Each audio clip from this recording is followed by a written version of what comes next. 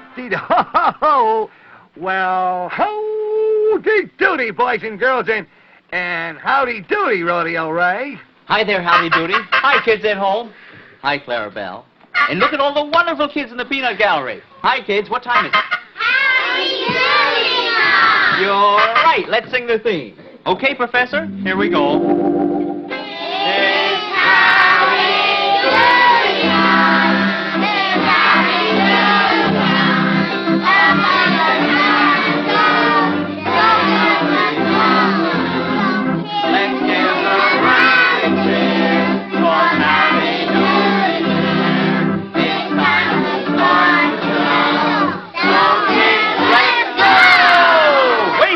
Kids. Hi, everybody. Hi, Howdy. How you doing?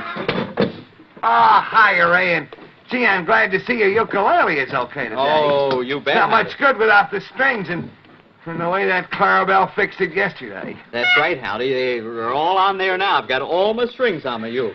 Say, you know something else, Ray? Crossing the street isn't very good either. That's right. I mean, if you don't use your eyes as well as your feet. What would you like to hear my song about it? I certainly wouldn't. Okay. Well, if you think you'll use your feet when you cross the street, I'll set you wise. In the daytime or night, look around left and right and cross the street with your eyes. If you look before you leap, you will always keep the health you prize. It is safer to wait, be a few seconds late, and cross the street with your eyes. Never try to beat that car, even though it's off so far. Chances are you won't be seen, so don't take a step till the light turns green. If you think you use your feet when you cross the street, here's a surprise. Your pal Howdy knows if you had 50 toes, you still cross the street with your eyes. Say, wasn't that wonderful? Oh, well, thanks, kids. And say, Ray, would you come here a minute, please? Sure, Howdy. What is it? Bend over a minute, please. I want to whisper something to Yeah. you, Ray. Will you sing it? Oh, yeah. I think that's good. And I sing away. That's fine. All right, Howdy. I think that's a wonderful idea. Kids, Howdy just told me of a wonderful game that we can play. And it's going to require two children from the peanut gallery. A boy and a girl. Maybe this little boy over here. Come on out here. And this little girl, all right? Okay? She's my friend. Oh, well, I'm very glad that she's your friend. Come on out here, kids. Now, we're going to show you how very, very important it is to use your eyes. Now, first, I want to know your name, dear. Ricky. Oh, say it real loud. Ricky. And where do you come from, Ricky? Where are you from? From Watson area. From Watson Avenue? Where is it? Back in the boat. Well, good. And how about your name? I'm Billy. Billy what? Billy Tate. Billy Tate. And where are you from, Billy? Mobile. Mobile where? Mobile, Alabama. Alabama, and you're all the way up here in New York? Well, that's wonderful. Now, look, I'll tell you what we're going to do, kids. This is a very interesting game. Clarabelle has a blindfold here, and we're going to blindfold the little boy, and then he's going to be turned around, and you're going to have to pick for a prize that's going to be hanging on a string, see? But you won't be able to see what you're getting. And then the little girl is going to be able to pick for a prize later, but she will be able to see. Now, we'll explain to you what goes on after you get the prize, all right? Go ahead, Clarabelle. Now, how about letting down the prizes, Clarabelle? Oh, dear, I see them coming now. Oh, wait a minute now. Wait a minute, you stand right here, okay? You watch what's going on. This is a very, very important game. Okay, now, you all ready, Clarabelle? All right. Now, let's turn Billy around so he won't know just exactly in what direction he's going. Now, go right directly ahead and hold your hands out, and the first prize that you get will be yours. Go ahead. That's it, Clarabelle. Where's Miss Sis? Oh, here they are. There we are. Now, you hold that. No, leave it on. Leave it on. Can't see. Now, we'll let the little girl try for a prize.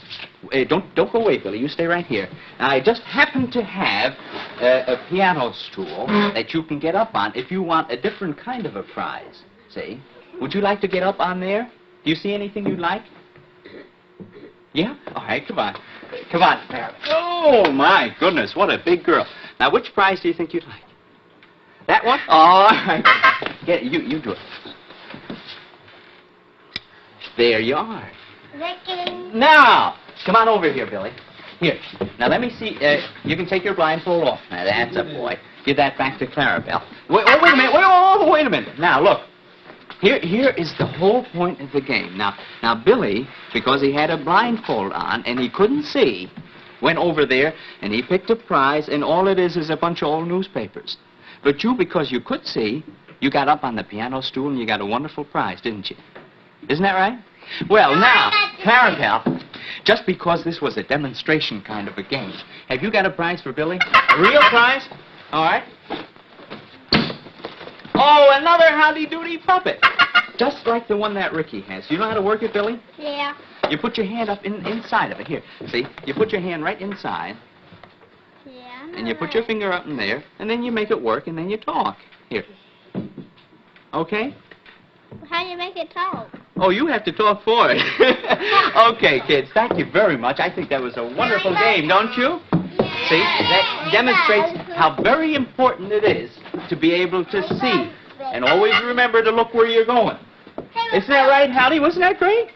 Oh, Gee, I hope so, Ray. And kids, really, you don't know how important it is. Sometimes a man driving your car can't see you, and anyway, it's you who has to use your eyes. That's right. No one else can never do that for you. That's right. Very well said, Howdy. Very well said. Oh, howdy, Mr. Buster. Well, thank you very much. Yes, you were 100% correct. Whether you're young or old, or North American or South American, you must keep your eyes open all the time. Oh, that's right, Mr. Buster. I know you always keep your eyes open. Oh, yes, indeedy I do. And right now my eyes are open, and do you know what they see? No, what do they see? They see the Blusteroo chart. Oh. Yes, Howdy, the Blusteroo chart. But do you know what they don't see? No. What is it they don't see, as if I didn't know? Well, you have a good imagination. They don't see anything on the chart for yesterday. You didn't give 500 marbles to me yesterday, and you didn't give me something else instead of the marbles either. Oh, I know, Mr. Buster, but you weren't here yesterday, and how could I give you anything if you weren't even here even? That's a good point, but it's just an excuse. But the answer is simple enough, Howdy. You owe me something for yesterday, and of course you owe me something for today. So today, you will give me 2 things. Oh, dear, that's right, I guess. Yes. Well, I don't have any marbles for you, Mr. Blusty, so what would you like first? Well, now, I was thinking this morning, some time ago, you gave me the scope doodle. Yeah, that's right. You own the scope doodle now. And I was thinking, what good is the scope doodle without the scope doodle curtains? Oh, you mean those nice red curtains that Clarabelle opens up when he goes to the scope doodle? Specifically, yes. Those nice red curtains. I might take those. Oh, well, I guess that's all right. Curtains won't do me much good if I don't own the scope doodle. Yes, but before I take the things, I'd like a demonstration. Clarabelle? Clarabelle, would you be kind enough to open and close the scope doodle curtains 4 times for me? Yes, 4 times. That should be a fair test. Yes, Clarabelle, please do it for Mr. Blusty, will you? That's fine, Clarabelle. You're doing very well. All right, now do it 3 more times, please. That's right. My. Why, Clarabelle's very clever, isn't he, Mr. Blusty? Oh, exceptionally. Yes, he is. I didn't think he knew how to pull a string. He's done this so well that I'll take the curtains and I'll count them as 500 marbles. Oh, thank you, Mr. Blusty. And Clarabelle, will you please fix the Blusteroo chart? Write down curtains on the left. That's right. That's it. And then 2,000 in the other column. It's a pretty big number for him. That's it. Now you take care of that, Clarabelle. And Mr. Bluster, that settles us on yesterday's marbles. But Now I have to give you 500 more for today. That's right. What do you want to offer me? Well, I got lots more curtains, Mr. Bluster.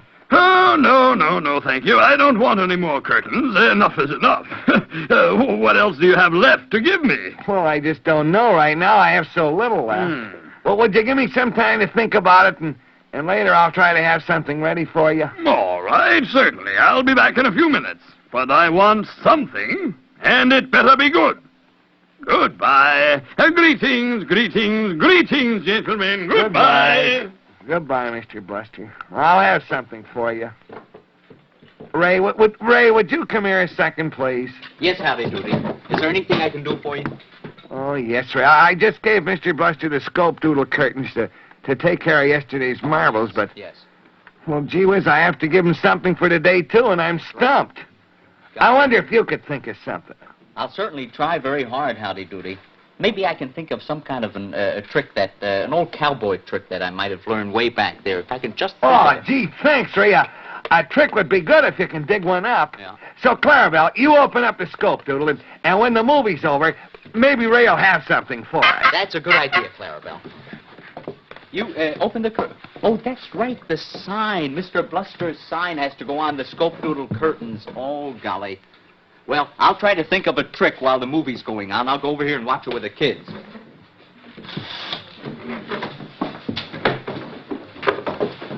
Now, here we go with our old-time movie. There, Clarabelle's got it all adjusted. It's going to be in focus. Move over here a little closer. That's a boy. Can you all see all right now? Fine. See? Now, this is a very interesting picture. Harry Langdon, you've seen him before, I think. He's the young man who just got married, and that's his very pretty bride. But he has nothing but bad luck. Just coming out of the church, a horseshoe falls down and hits him right on the head. And he says, well, it's all right. Drops it in a box and hits a mirror, which is also supposed to be bad luck. Well, he feels a little unhappy about that. But he says, oh, that's all right. We'll make out fine. Oh, look, that's flatters. Uh-huh. So anyhow, they get in the car, and they're going on their honeymoon. And what do they do but miss the boat? They were going to take a cruise. So in the meantime, here's the captain of an old ship, and he is looking for help. So while, that is one way of getting a crew. He knocked them out. And he's going to be shanghaied and taken aboard this ship with his bride. Well, here they are out on the middle of the ocean. And there's poor Harry over there dressed in a sailor suit. And he says, now look, I've got to get out of here. I just got married and my poor wife is waiting for me. He doesn't realize that she's also on board. So he says, let me out of here, and he opens a porthole, and of course all the water comes in. See, the boat's very heavy, and it's way down in the water. So finally he goes upstairs, or up on deck there, and he sees this line of people all waiting to talk to the captain, because all of the sailors are very unhappy about conditions on the ship. So he gets in the line with them. Well, while these sailors are waiting to talk to the captain, they get a little unhappy. They get a little worried because the captain's a very tough, mean man. So they don't mind at all when Harry says, would you mind if I got up in your place? I want to get in there real soon. They say, sure, go right ahead. Because they're all very much frightened of the captain. And look at that big fellow in front of him. You know who he is, kids? He's the cook. So there he is inside. The cook is talking to the captain. Well, you see what happens. The captain is so tough, he takes this great big fellow, this cook, and knocks him right out. And then he gets very unhappy. And he picks Harry up and starts beating all the other fellows with Harry.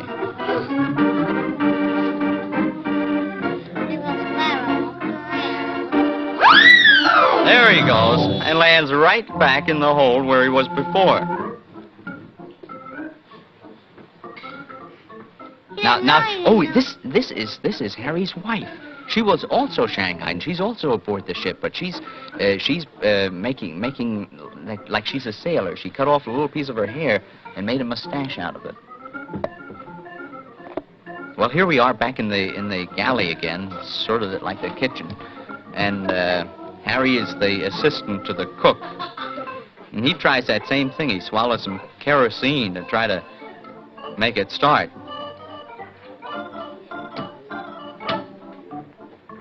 That's a terrible, terrible thing to take in your mouth. My goodness. But it worked. Ooh. It made a fire almost. Did it really get burned? Just a little bit, I guess. I would like to be burned with fire. Oh, no. You wouldn't really. No, not No. I wouldn't either. I would be. Look what happened. Did you see? No. That was some rubber bands that fell down out of a box into the plate of soup that he's going to bring to the captain. Let's see what happens now. You know what those elastic bands look like, don't you? Are they very good to eat? Well, there he is. So he takes a mouthful of those rubber bands along with the soup.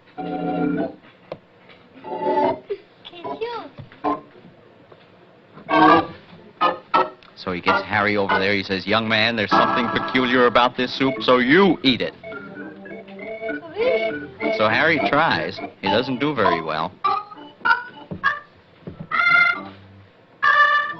You can see how much the ship is rocking because Harry goes completely out of view there once in a while. Well, he makes believe that it's very good soup, but it really isn't. No, I wouldn't like it. That doesn't look like so good.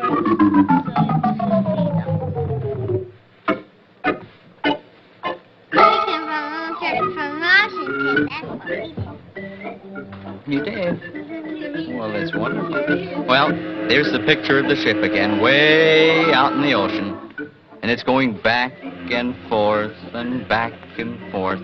And after all that terrible soup with all those rubber bands that he's been eating, I don't think he feels very well. And he says, "Please, I think you'll have to excuse me." And out he goes to deck, and the ship is rocking so hard that all the other sailors aren't feeling very well either.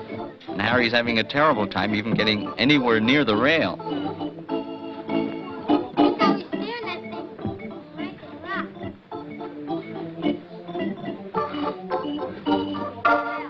There he is.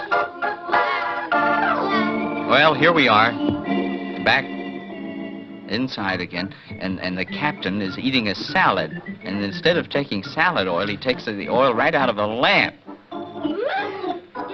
That tastes good either. That's terrible, isn't it? Now he could get a fire in his stomach. A little hot. Now you feel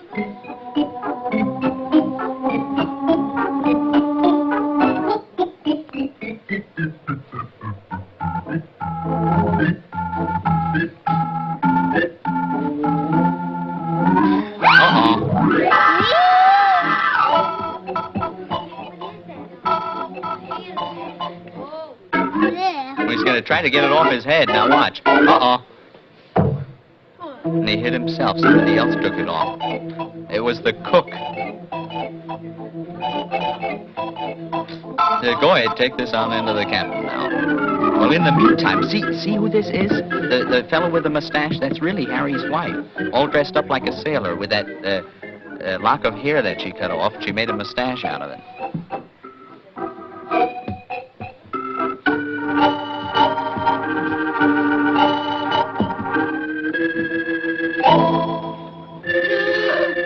Even Harry doesn't know that it's his wife. And she looks at him, oh dear.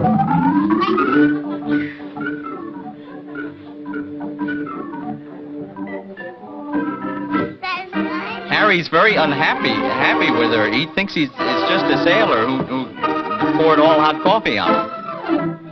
And she's trying to say, "But Harry, I'm your dearly beloved wife." And he doesn't believe it. So they have their first argument. Pick it up, I've done it before. And it's quite an argument, too.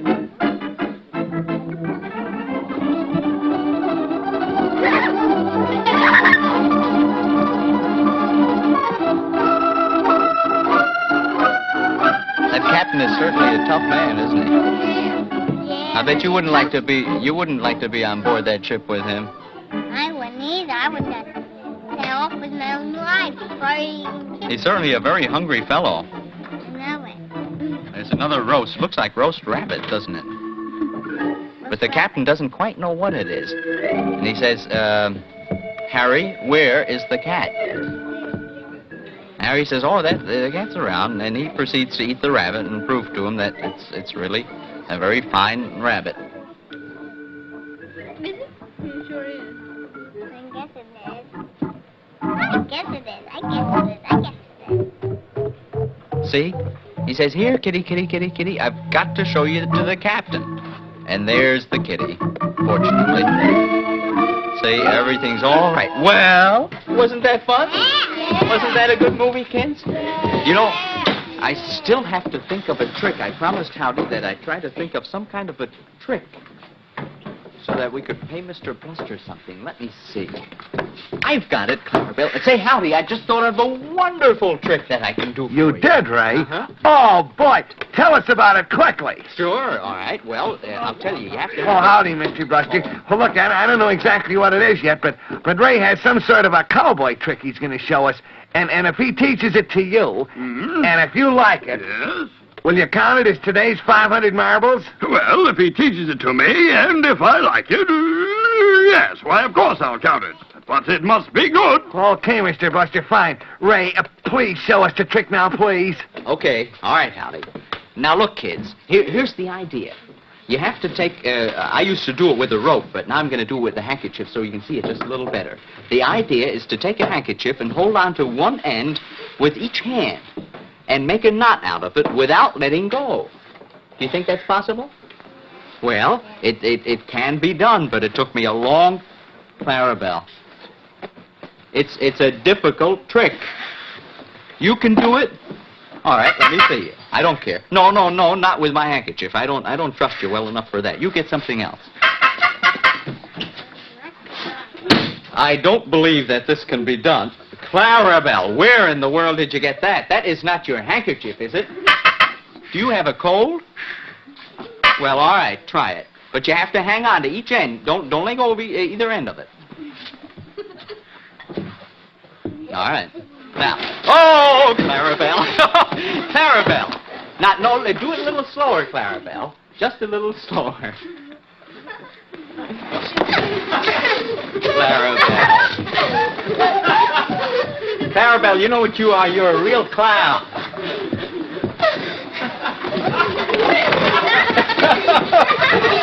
Oh, Clarabelle. Clarabelle is one of the silliest people that I have ever met. Now, let me see. Did you make a knot out of the now, just hold still, Clarabelle. Just hold still. No, that's not good enough. You got to do a little more. Go ahead.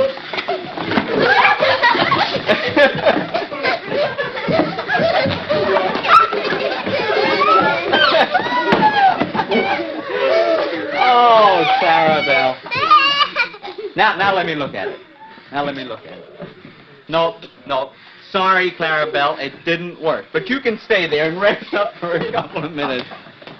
Now, look, I'll tell you what. Sit down again, kids, and I'll show you the trick. Here's how to do it. Now, watch very closely, and you'll be able to show it to all the kids when you get home, all right? Unless they've seen it. Maybe they'll know it, too. Now, all you have to do is fold your arms like this. Can you do that? Well, then you reach down with one hand, like that, and pick up one end. Then you reach down and pick up the other end. And all you have to do is unfold your arms, and there's the knot. And you never let go of either end. Isn't that something? How about that? I better go over there and show it to Howdy Doody and Mr. Bluster. Well, here we are with the trick. Here, see, Howdy and Mr. Bluster, all you have to do is lay the handkerchief down like that. You fold your arms, and you pick up one end, and then you pick up the other end, and unfold your arms, and there's the knot. Isn't that wonderful? Oh, wonderful, Ray. You did it. Yes, You sir. made the nut. How about Oh, that? Mr. Buster, how did you like that? Wasn't it wonderful? Oh, wasn't it worth 500 marbles? Why, it was sensational. I'm sure Remarkable. it had, Golly. I think it's great. It counts as 500 marbles. Ray, that's congratulations. Thank you very much. And let me see it again now, will you? So I know how to do it. Oh, you want to see it again for yourself? All right. Now, look, I'll do it right in front of you. See, the trick is to fold your arms, and then you grab one end of the handkerchief with one hand, and the other end of the handkerchief with the other hand. And then you unfold your arms. And there Fine. you are. Wonderful. Oh, thank you, Ray. Thank you, Howdy. It's a pleasure. Well, I have It's a fun real with pleasure. this. I must show it to Dilly Dally now. Oh, Okay. Goodbye, gentlemen. All right, goodbye. Goodbye. Goodbye, Mr. Buster. Bye. Thank you. Oh, gee, Ray, I don't know how to ever say thanks. Oh, It's that's really all a right, great Howdy. trick.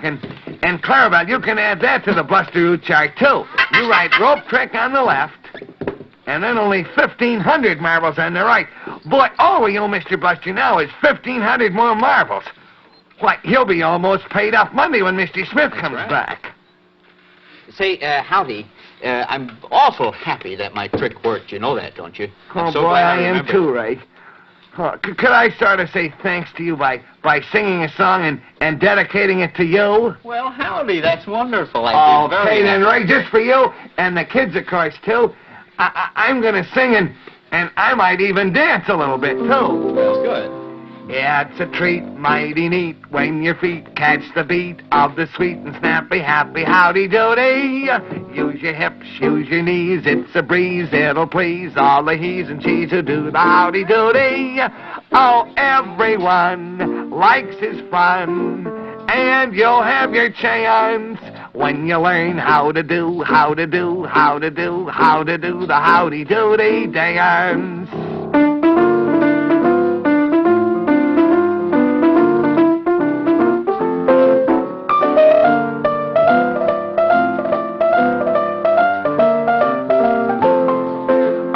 Everyone likes his fun, and you'll have your chance when you learn how to do the howdy doody dance. That was wonderful, Howdy. Oh, golly, kids, there's the cuckoo. But you know, before we sing the theme song, I want you all to promise me something. Remember what you learned today in our demonstration. Do you remember what we showed you? What did you learn? To keep your eyes open all the time and look where you're going, particularly when you cross the street. That was the whole point. When you don't have your eyes open, you can't see anything. So you keep your eyes open all the time. All right? And look up and down before you cross the street. Well, oh, Clarabelle. We'll see him next time. Let's sing the theme, kids. Okay, Professor. Doody, doody time, Miss Howdy Doody time. Now Miss and Howdy Doo. Now say good night to you. Good night, kids. Wave to everybody. Good night, everybody. So long, Howdy. Well, so long, kids, and good night, Ray, and thanks again. Oh, you're my buddy. And don't forget, kids, portions of the Howdy Doody show are electrically transcribed.